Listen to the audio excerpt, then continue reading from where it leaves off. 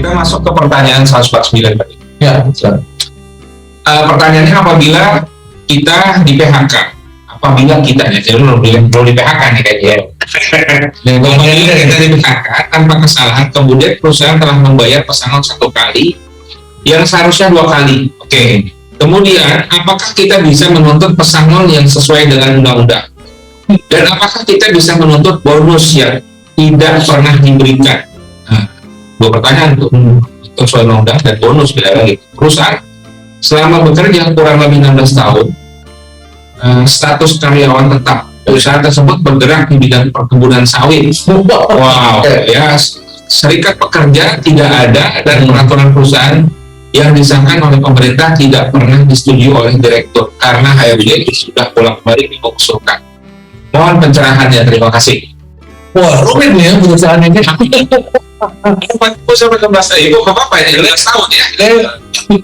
Perusahaan ini karena si penanya sudah menyebutkan industrinya di bidang perkebunan sawit ya. Jadi perusahaan ini, contohnya ini perusahaan sawit, ini kayaknya perusahaan yang sakti. Dia bisa tidak memiliki peraturan perusahaan atau bahkan peraturan perusahaannya sudah disahkan oleh pemerintah tapi nggak disetujui oleh direktur. Menarik nih. Jadi ada dari orang dalam, si pemerintah ternyata kalah sama direktur. Iya. Ya, pemerintahnya bisa kalah sama direktur. Ini sakti nih kayaknya perusahaan ini. Ini pasti nggak ada di Indonesia kan? Di Wakanda ada dia. Sakti kayak gini adanya di Wakanda. Ya, gitu. Jadi baik, kita sekarang masuk ke permasalahannya. Ini PHK tanpa kesalahan. Kemudian pesangonnya seharusnya 2 kali, tapi dibayar 1 kali. Bisa kita menuntut pesangon sesuai dengan undang-undang tenaga kerja? Sangat bisa. Bisa Bapak Ibu. Tapi sebelum kita masuk ke pembahasan yang lainnya, untuk tetap bisa menuntut pesangon atau kompensasi yang seharusnya 2 kali, padahal dibayarannya 1 kali, kunci pertama yang harus dipegang oleh karyawan atau serikat pekerja adalah ini ya, perhatikan. 1, jangan menandatangani persetujuan apapun. Oke. Saya ulangi ya, jangan menandatangani persetujuan apapun. Setiap lembar Jangan yang disodorkan lihat dulu ya. Ya, jadi kenapa kok gitu deh? Kalau saya tanda terima atau tanda tangan persetujuan atau tanda tangan apapun, kira-kira apa resiko? Ya. Pada saat kita menandatangani suatu persetujuan atau pernyataan atau dokumen apapun yang diminta oleh perusahaan, padahal pesangon atau kompensasi PHK yang belum sesuai dengan undang-undang atau belum sesuai dengan keinginan kita, ya, maka resikonya atau potensi yang bisa muncul itu adalah pernyataan bahwa kita sudah menerima pesangon ini, sehingga tuntutan kita menjadi batal demi hukum. Nggak bisa lagi diajukan tuntutan. Kenapa? Karena kamu sudah sepakat dan ini buktinya ternyata sudah ada tanda tangan yang telah menerima menyetujui. Oh, saya nggak punya tanda tangan itu, Pak. Dan itu tanda tangan maksudnya ini tanda terima dokumen. Seringkali ini kan banyak oknum-oknum ya sangat tricky ya pada saat beri tanda tangan. Dia bilang ini tanda tangan tanda terima. Iya. Ternyata disuruh tanda tangan belangko kosong. Wah, begitu sudah tanda tangan, itu baru yang kosong tadi diisi. Telah setuju terhadap PHK, telah setuju menerima sepakat dengan pesangon 1 kali, bla bla bla dibayarkan. Nah, itu pada saat kita terus nuntut itu di bawah tanda tangan asli, ya kan? Bahwa yang ditulis di atas adalah tambahan. Nah, pertanyaan bisa membuktikan bahwa telah terjadi perubahan terhadap dokumen yang kita tanda tangan. Maka paling aman kalau tanya kepada saya, yang pertama adalah jangan tanda tangan apapun ini kalau belum puas. Ya, terserah apakah permintaan kita sesuai undang-undang atau di atas undang-undang. Kalau menurut kita memang kita punya, silakan gitu. Jadi kalau memang menuntut, jangan tanda tangan apa-apa dulu. Ya. Terus bagaimana kalau ternyata dari oknum perusahaan tiba-tiba sudah membayar dalam konteks kasus ini kan nih, perusahaan telah membayar pesangon 1 kali yang seharusnya 2 kali. Berarti dia sudah bayar langsung. Kalau si karyawan itu misalkan belum setuju, perusahaan langsung aja store. store duitnya. Maka poin kedua yang menjadi dasar bagi kita yang harus kita perhatikan adalah jangan mau terima uang. Ya. Ini nih sedih nih, banyak kita yang terpeleset di sana, Tidak kuat iman. pikiran yang harusnya pesangonnya 2 kali nilainya misalkan 100 juta harusnya. Satu kali berarti 50 juta, asumsinya saja seperti itu contoh. Terus perusahaan nggak pakai ngomong babi bu, begitu Denny kamu saya PHK, langsung siangnya ditransfer 50 juta. Padahal Denny belum tanda tangan apa-apa. Apa yang harus saya lakukan? Yang harus saya lakukan adalah segera mengembalikan uang itu. Itu yang perlu kita lakukan.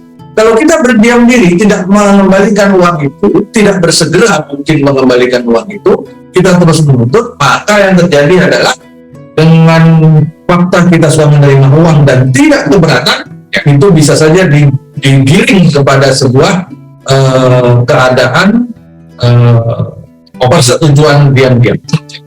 Maka berhati-hati di sini kita, teman-teman. Jadi kalau udah mau berkasus, jadi kalau udah kita tahu nih kita di PHK, wah ini bakal jadi kasus. Ya. Kemudian kita tahu kompensasinya nggak sesuai. Kemudian lebih jauh lagi kita sudah membulatkan tekad untuk menuntut. Maka hal pertama yang harus dilakukan menurut saya, yang sangat saya sarankan, tutup dulu rekening. Ya. Langsung rekening biasa dipakai transfer uang itu. Tutup dulu. Jadi nggak bisa transfer. Bisa, ya.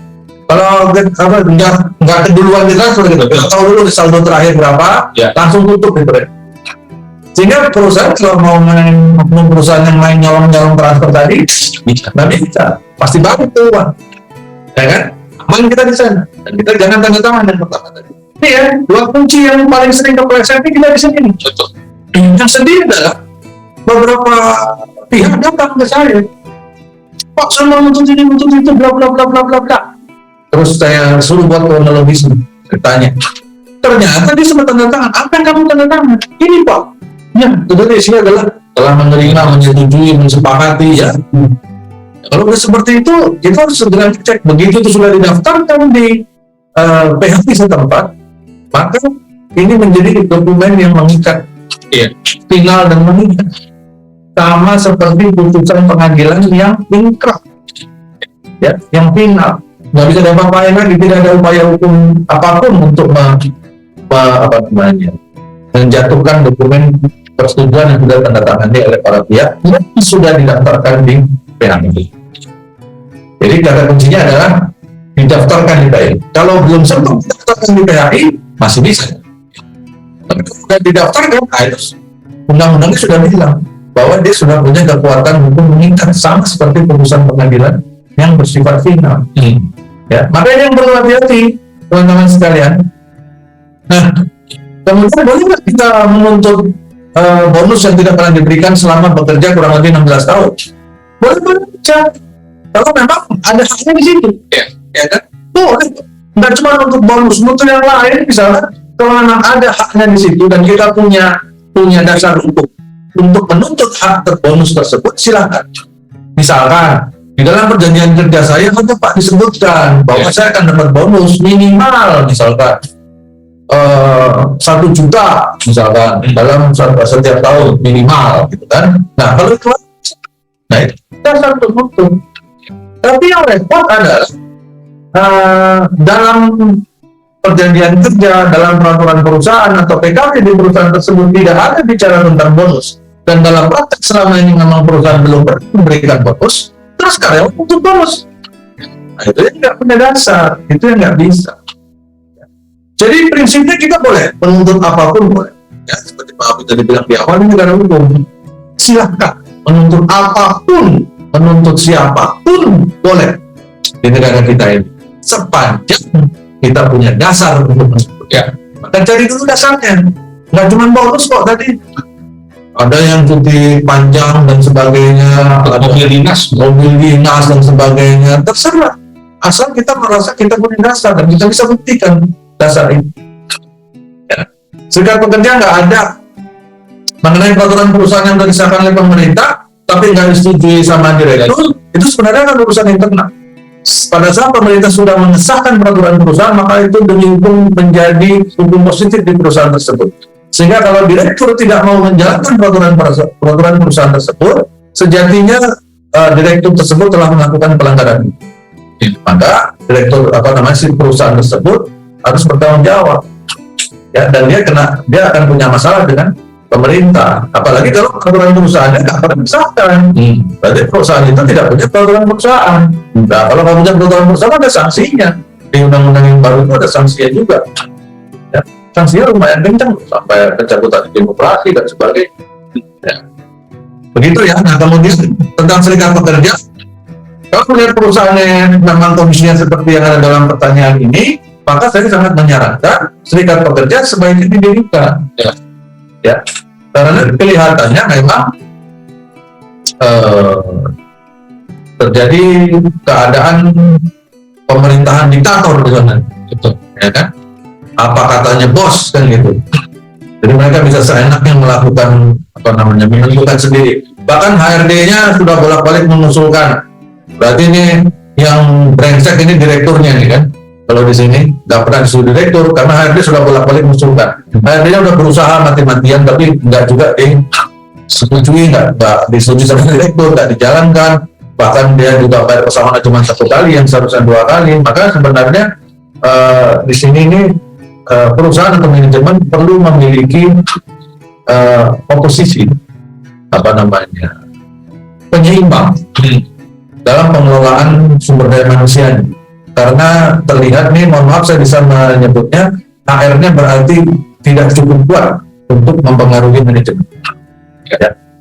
HRD-nya tidak cukup kuat untuk mempengaruhi manajemen dalam pengelolaan sumber daya manusia, bisa saja karena 2 hal. Yang pertama mungkin HRD-nya kompetensinya kurang, memang ilmunya masih belum cukup.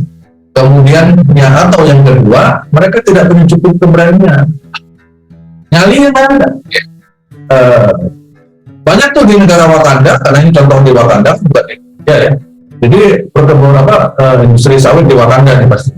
Nah, di Wakanda sana banyak sekali HRD yang memang hanya mementingkan sangat takut dengan perut. Ya. Kalau sudah diancam sama perusahaan, kamu yang bayar gaji, saya serikat. Nah, kalau udah diancam kayak gitu, mereka udah langsung diem. Ya. Nah, ini yang kondisi seperti ini sangat sering terjadi di perusahaan-perusahaan di Wakanda tadi. Dan dalam kondisi seperti ini, saya justru sangat menyarankan serikat pekerja berdiri. Karena hanya dengan berdirinya serikat pekerja lah, dalam situasi seperti ini, maka keadaan diktator yang terjadi di perusahaan tadi akan dinetralisir perlahan-lahan. Karena ada kekuatan yang akan menyeimbangkan pemimpin yang diktator itu, sehingga akan ada yang cukup berani untuk melawan. Kelompok yang berani melawan dan kelompok ini dilindungi oleh undang-undang. Ya. Kalau pribadi-pribadi yang berdiri akan gampang dihabisi oleh perusahaan. Kan? Sendiri 1 orang langsung dipecat, besoknya nggak perpanjang kontrak dan sebagainya. Kemudian kalau ini satu kelompok, apalagi kelompok dilindungi oleh undang-undang, serikat pekerja kan dilindungi oleh undang-undang. Ya, nggak bisa perusahaan sembarangan main pecat dan sebagainya. Ya, jadi itu kurang lebih saran saya buat teman-teman yang ada di pertanyaan ini. Demikian Pak. Baik, terima kasih.